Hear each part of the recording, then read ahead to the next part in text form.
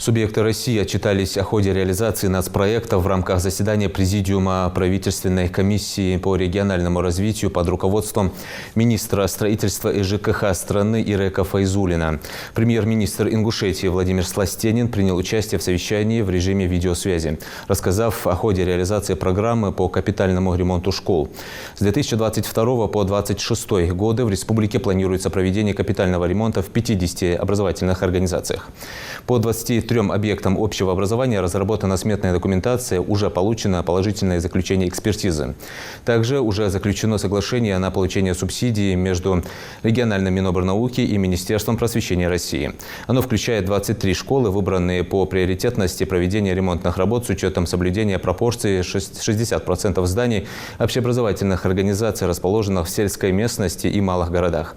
Из них в этом году капремонт планируется провести в 13 школах и в 10 в следующем. На объекты текущего года предусмотрено финансирование в размере более 960 миллионов рублей, 912 миллионов из которых из федерального бюджета. Председатель правительства сообщил, что конкурсные процедуры по ним завершены. Срок заключения контрактов по всем вышеуказанным объектам до 1 апреля.